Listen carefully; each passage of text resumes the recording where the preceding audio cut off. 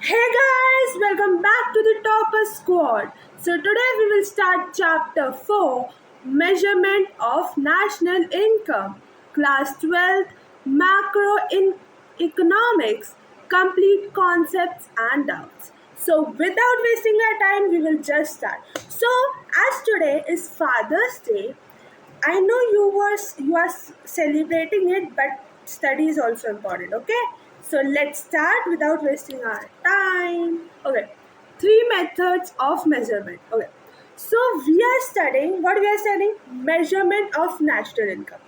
We have studied means हमने पढ़ लिया कि हम नेशनल फाइनली हमने पढ़ लिया था कि नेशनल इनकम हम कैसे निकालते हैं NNPFC हम कैसे निकालते हैं हमने फाइनली पढ़ लिया था पर अब उसका जो मेन प्रोसेस है थोड़ा और उसके और प्रोसेस है नेशनल इनकम निकालने का वो पढ़ेंगे फिर आप बहुत अच्छे से सीख जाओगे कि नेशनल इनकम कैसे निकालना है।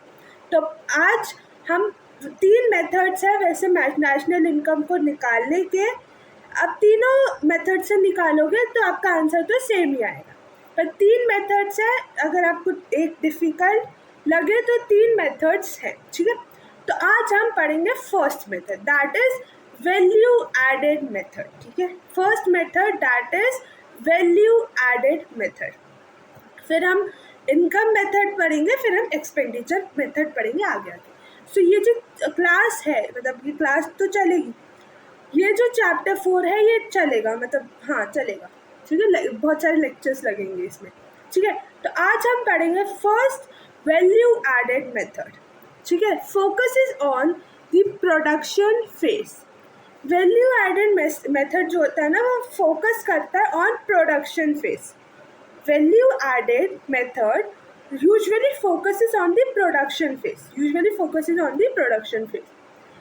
Calculates value added by each firm. So calculate value added by each firm. Each firm ने कितनी वैल्यू ली उसको उन सबको ऐड करके हमें वैल्यू एडेड मेथड मिल जाता है। फिर इनकम मेथड जो हम नेक्स्ट लेक्चर में पढ़ेंगे वो है focuses on the distribution phase. वो जो हम अभी पढ़ रहे हैं आज पढ़ेंगे वैल्यू एडेड मेथड, वो फोकस करता है ऑन द प्रोडक्शन फेज। ये income method focuses on distribution phase और एक्सपेंडिचर मेथड जो फोकस करता है ऑन डिस्पोजिशन फेज। तो ये तीन फेजेस है और तीन मेथड्स है। तो पहला production phase that is value added method, दूसरा distribution phase that is income method, तीसरा disposition method that is expenditure method. इतना समझ में आया? सॉरी, अब हम इनकम मेथड में देखेंगे। तो focus on distribution phase, sum of factor incomes like wages and rent, ये जो sum of factor wages rent इन सबको कैलकुलेट करके ये आएगा। फिर expenditure method focuses on disposition phase, total spending on final product goods and services. जो total spending हुई है जो फाइनल गुड और सर्विसेज पे उसको। अगर मैं आपसे पूछूं, मैं आपको थोड़ा रिवाइज करवाऊं, तो जो रिवाइज करवाऊं अगर मैं आपको थोड़ा सा, तो उसमें अगर मैं आपको रिवाइज करवाऊं तो हम फाइनल गुड्स को नेशनल इनकम में लेते हैं, इंटरमीडिएट गुड्स को नेशनल इनकम में लेते हैं। जल्दी कमेंट में लिखो, जल्दी जल्दी जल्दी। राइट, फाइनल गुड्स को हम नेशनल इनकम में इंक्लूड करते हैं, ठीक है। गुड, वेरी गुड, ठीक है ना। जीडीपी आप सबको पता है, gross domestic product is equals to production is equals to income is equals to expenditure. GDP, production, income, expenditure, ठीक है। आगे बढ़े। वैल्यू एडेड मेथड का मतलब क्या? मीनिंग मतलब हमने थोड़ा समझा कि वैल्यू एडेड जो है वो focus is on the producing phase, है ना। Focus is on the producing phase, ये हमने देखा था। इसका एक्चुअल मीनिंग क्या है वो देखते हैं। It is the contribution of each producing unit in an economy to the current flow of goods and services. ये बोल रहा है, ये जो वैल्यू एडेड मेथड है इसका मतलब है कि इट इज द कंट्रीब्यूशन, ये एक कंट्रीब्यूशन है। क्या है? It is the method of each producing unit, जो भी ईच प्रोड्यूसिंग यूनिट जो भी प्रोड्यूस हो रहा है उसका contribution in an economy to the current flow, जो करंट फ्लो में गुड्स और सर्विसेज प्रोड्यूस हो रहे हैं वो प्रोड्यूसिंग फेज वही। तो मीनिंग क्या है, देखो मीनिंग क्या है, it is the contribution of each producing unit in an economy to the current form to the current flow of goods and services. तो ये आपका भी याद करवा दूंगी मैं, देखो आइज बंद, close your eyes and repeat it with me, okay. तो वैल्यू एडेड मेथड का मीनिंग क्या है, it is the contribution of each producing unit in an economy to the current flow of goods and services। जान अब इसका method क्या है, इसको हम कैसे निकालते हैं, देखो मेथड क्या है, value added is equals to value of output is equals to intermediate consumption. Sorry wait फिर से हम एक बार रिवाइज करें मीनिंग। तो it is the contribution of each producing unit in an economy to current flow of goods and services। इसका अगर हम फॉर्मूला देखें तो value added is equals to value of output minus जो क्या बोलते intermediate consumption. Value added is equals to value of output minus intermediate consumption, ठीक है। Measures not contribution of producers, ये मेजर नहीं करता, measures net contribution of producers, measure करता है नेट कॉन्ट्रीब्यूशंस ऑफ प्रोड्यूसर। एक producing unit in an economy को measure करता है, ठीक है। Sum of all unit GDP eight MP, ठीक है, GDP at MP.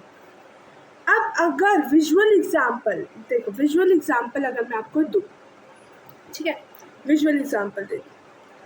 Stage, farmer, Miller, baker, मतलब फ्लावर और पिज़्ज़ा, ठीक है। अब ये जो फार्मर है, फार्मर ने वीट उगाया, उसको काटा, उसका गेहूँ बनाया और वो किसी को बेचा, उसने सेल किया, 50 रुपीज़ में उसने बेच दिया। तो उसने वैल्यू कितनी ऐड की, उसने वैल्यू ऐड की 50 rupees.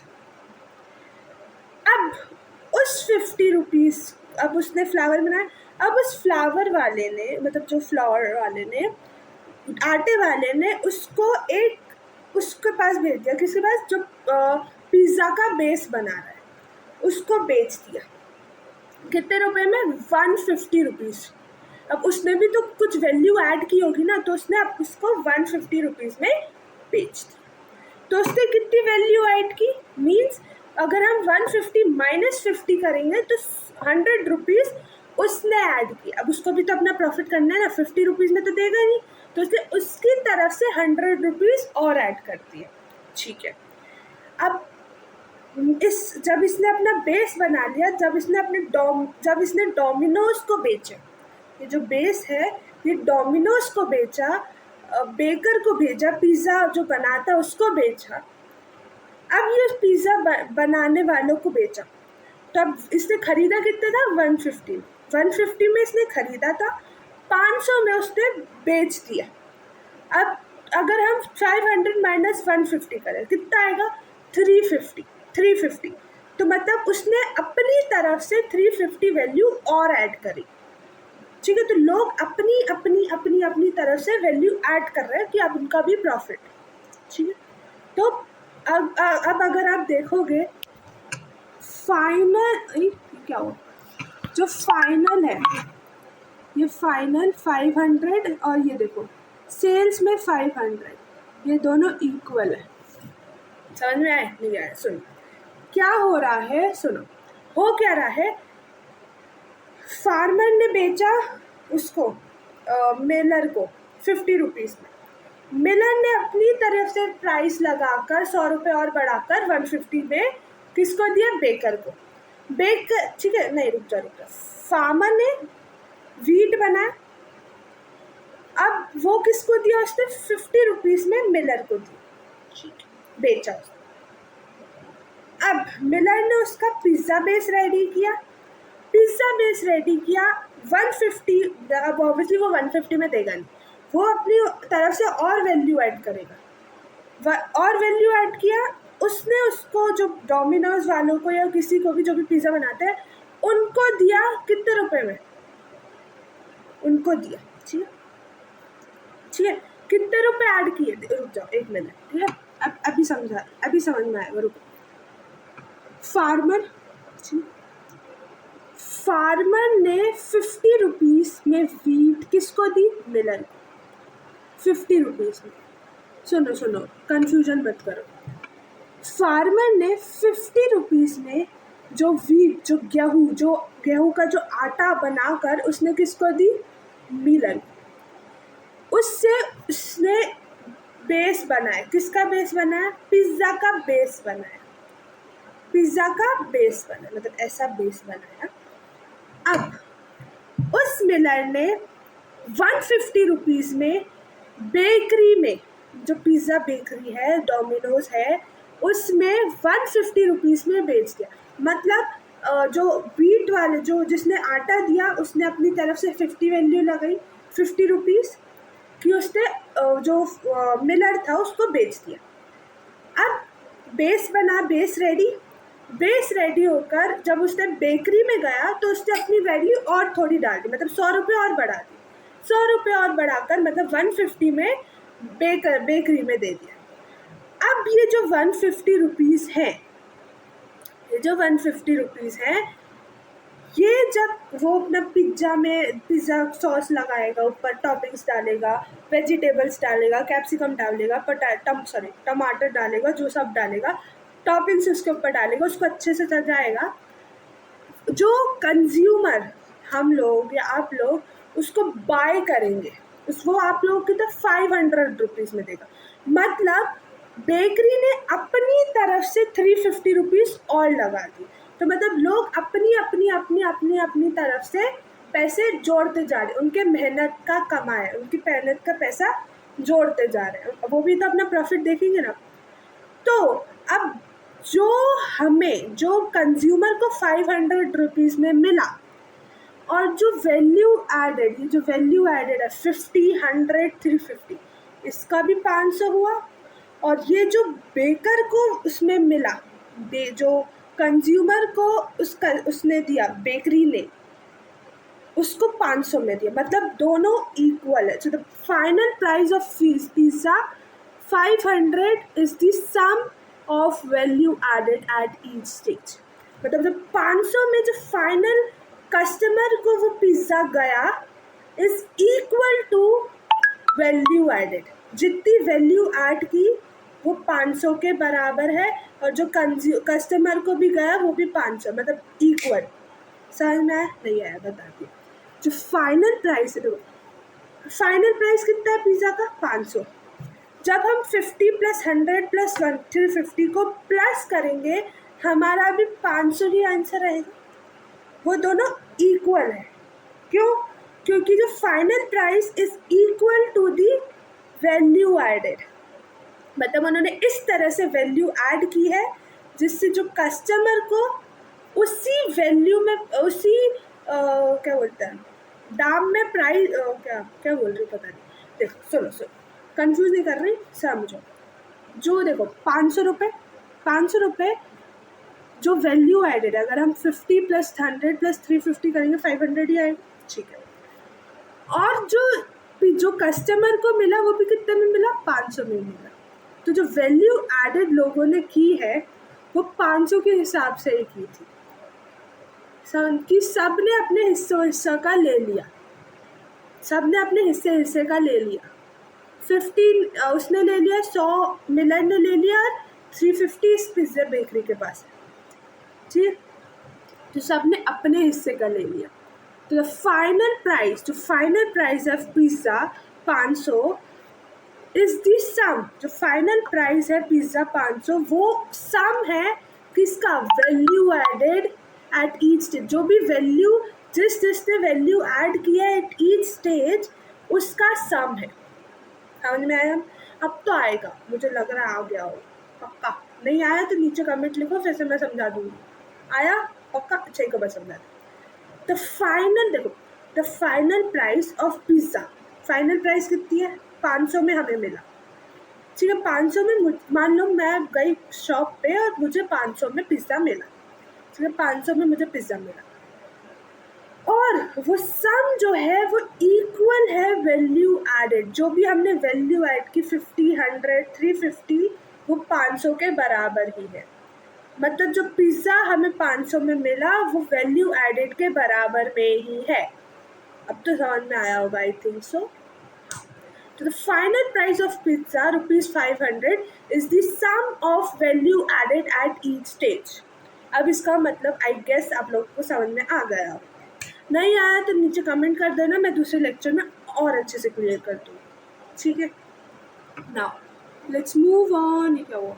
Okay sorry, let's move on. ठीक है, अब वैल्यू ऑफ आउटपुट को हम शॉर्ट फॉर्म में वीओ भी बोलते हैं। वैल्यू ऑफ आउटपुट को हम शॉर्ट फॉर्म में क्या बोलते हैं? VO, VO. ठीक है, वीओ।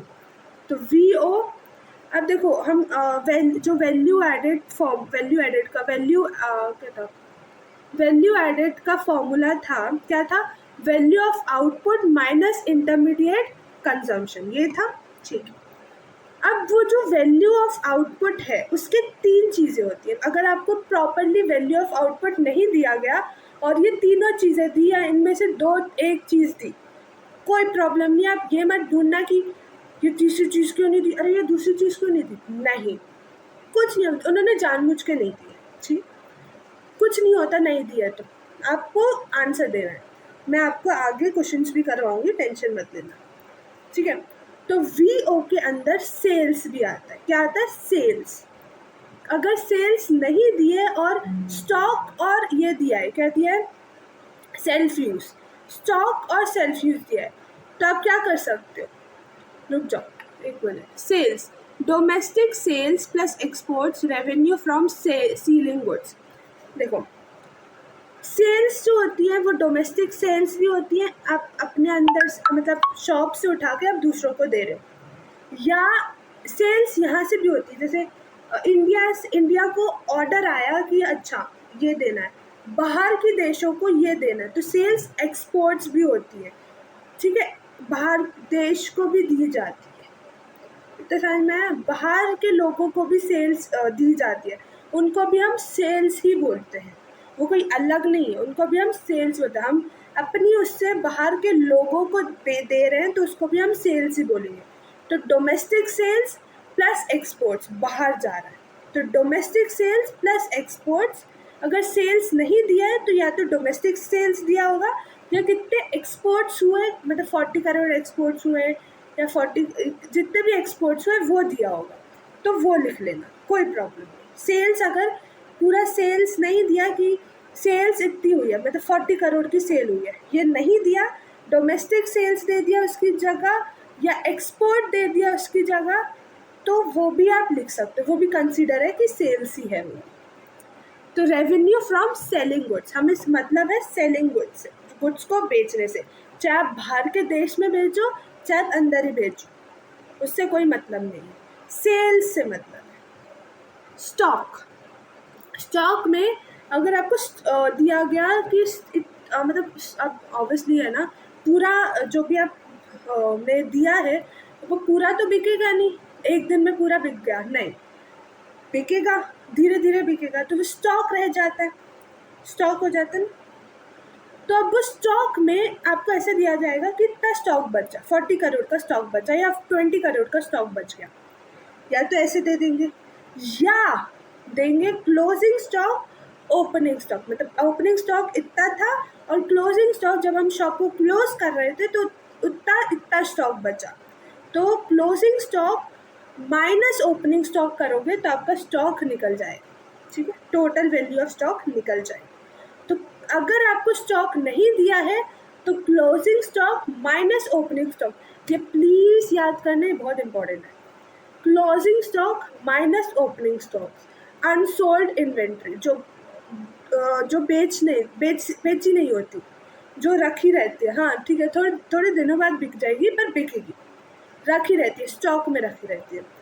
और तीसरी चीज़ सेल्फ यूज़, खुद भी कंज्यूम करोगे ना, खुद भी जीवित रहोगे ना, तो कंज्यूम तो करना पड़ेगा, तो खुद के लिए consumption, self use. Goods produced but used by producers themselves, जैसे अगर आप मान लो आप मान लो वीट सेल कर रहे हो, फ्लावर सेल कर रहे हो, फ्लावर को चक्की पीस रहे हो और उसको बेच रहे हो, तो उसमें आप खुद भी यूज़ करोगे, कुछ चीज़ें खुद भी यूज़ करोगे, खुद भी आटा लोगे, उससे बनाओगे, बेलोगे, रोटी बनाओगे, तो कुछ भी वो आटा खुद भी यूज़ कर रहे हो ना, सेल्फ यूज़ कर रहे हो। तो गुड्स आप प्रोड्यूस कर रहे हो, but those goods are use by yourself only, मतलब yourself only, themselves only, ठीक है। तो वो गुड्स सेल्फ यूज, अपने कंजम्पशन के लिए रखे हमने, ठीक है। तो वैल्यू ऑफ आउटपुट में 3 चीज़ें आती हैं, ये याद रखना। वैल्यू ऑफ आउटपुट में 3 चीज़ें आती है। सेल्स के अंदर 2 चीज़ें आती है, डोमेस्टिक सेल्स और प्लस एक्सपोर्ट्स।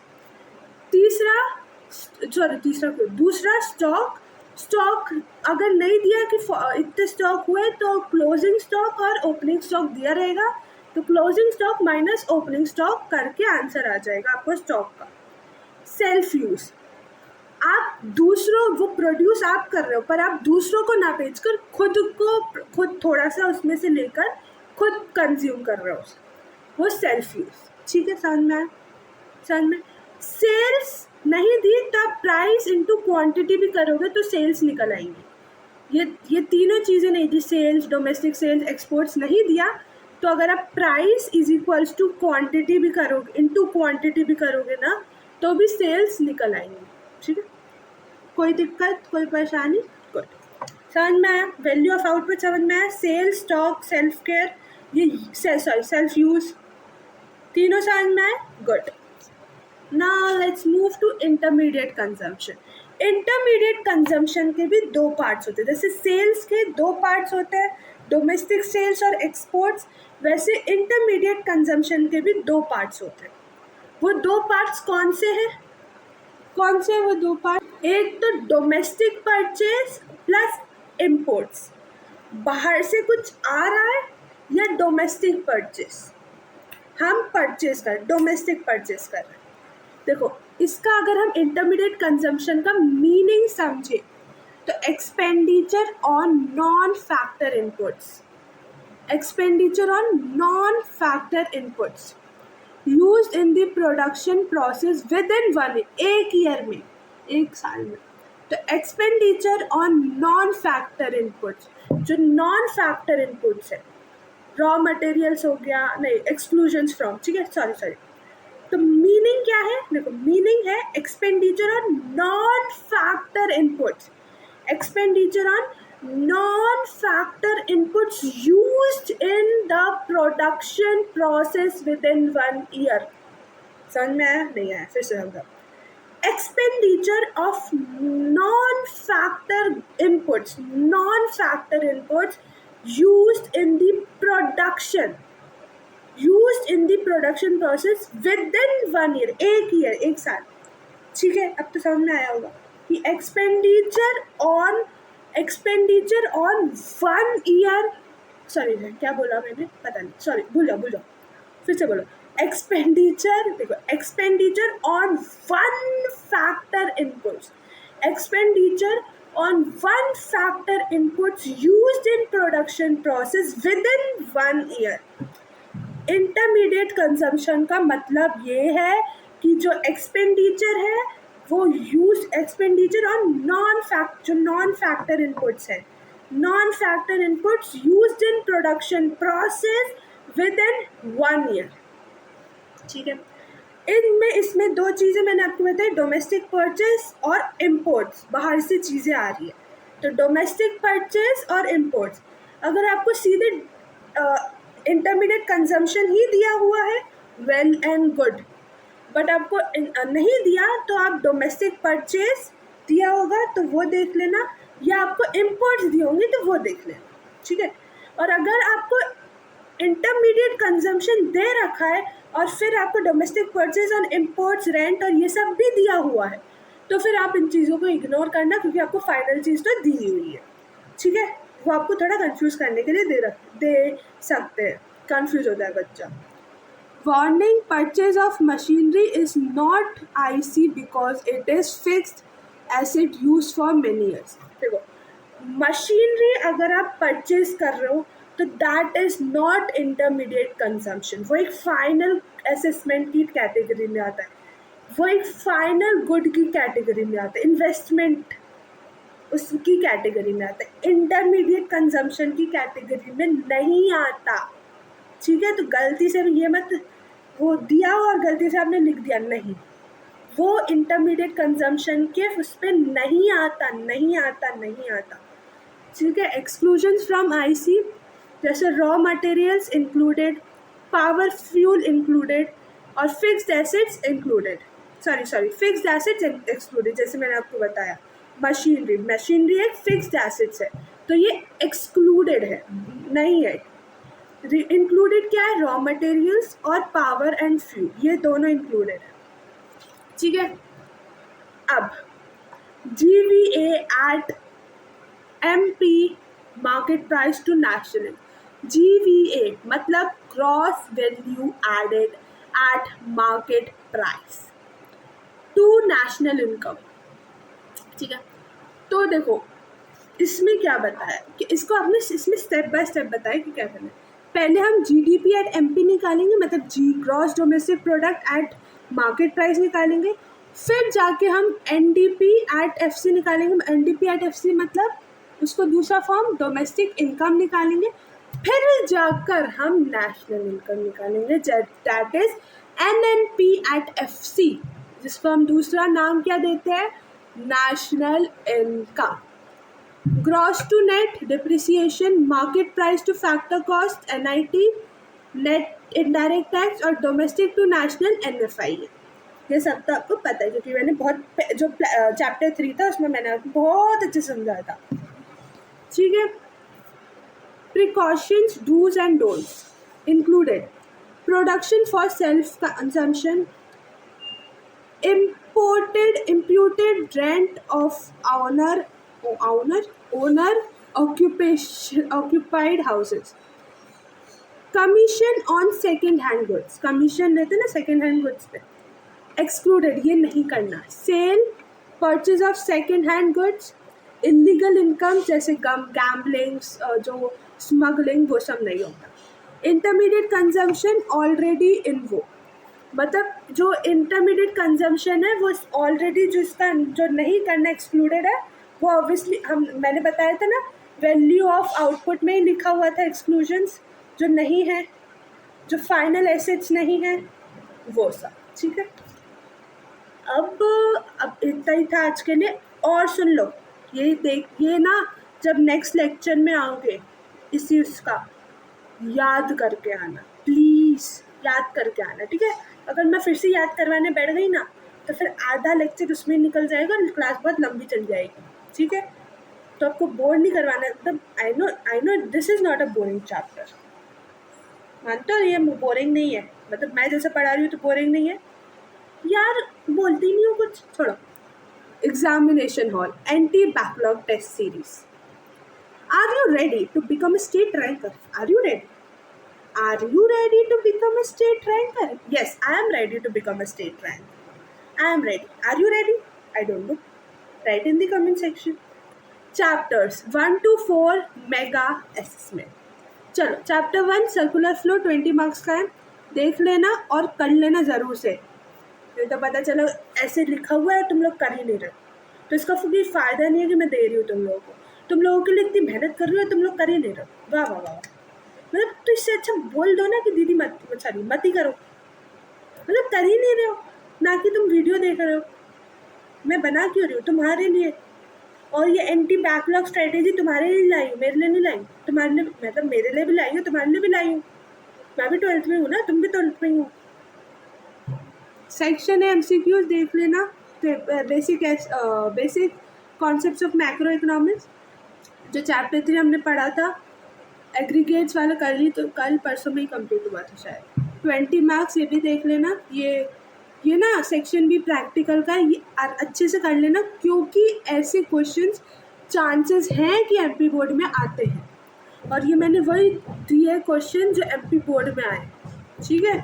तो ये समझना नहीं देती फालतू क्वेश्चन देती है, नहीं, वो क्वेश्चन है जो एमपी बोर्ड में आए। अब ये टुडेज चेक है कि आपने कितना पढ़ा, कितना समझा, कितना नहीं, तो ये टुडेज चेक है। आइडेंटिफाई इंटरमीडिएट, मतलब इंटरमीडिएट और फाइनल गुड्स, जो भी इंटरमीडिएट गुड है फाइनल गुड्स को उनको आइडेंटिफाई करो। कोल इन फैक्ट्री और कार बाय फैमिली, उसको आइडेंटिफाई करके नीचे कमेंट सेक्शन में लिख देना। कैलकुलेट वैल्यू एडेड, ये आई थिंक सो आप लोग कर लोगे, नीचे आंसर कमेंट कर देना। Mitisha's topper tip, okay, my topper tip ले लो प्लीज, पढ़ लो। In value added method always remember change in stock is equals to, ये हाँ मैंने ये 10,000 बार बोल चुकी हूँ, change in stock is equals to closing minus opening, याद रखना, ठीक है। क्योंकि ये ऐसा नहीं होगा कि स्टॉक ही देंगे, नहीं, वो देंगे क्लोजिंग स्टॉक और ओपनिंग स्टॉक। हमेशा नहीं होता कि वो चेंज इन स्टॉक ही दें, नहीं, वो क्लोजिंग स्टॉक और ओपनिंग स्टॉक भी देंगे, क्योंकि ज़्यादातर बच्चे इसमें कंफ्यूज होते हैं और इसमें ही फिर उनके मार्क्स कट जाते हैं। तो डोंट फ्लिप इट कि फ्लिप कर दिया opening minus closing, no, closing minus opening होगा, फ्लिप मत कर देना, नहीं तो पता चला उल्टी नहीं होगी, नैया गिरी गई, ठीक है। तो ऑफिशियल आंसर की ये रंग और मैं नहीं दिखाऊंगी। So you are a ranker, hard work beats talent, when talent doesn't work hard, you have mastered 4 chapters today. The state merit list is waiting for us, okay. So don't forget to like, share, subscribe the Topper Squad, and chapter 4 is not over now, बहुत सारे lectures लगेंगे chapter 4 को complete करने में, पर हो जाएगा, ठीक है। So bye bye guys, love you all. Question answers कर लेना, एंटी बैकलॉग स्ट्रेटेजी फॉलो कर लेना, ठीक है। तो bye bye guys, love you all, पढ़ लो, stay connected with me, bye bye.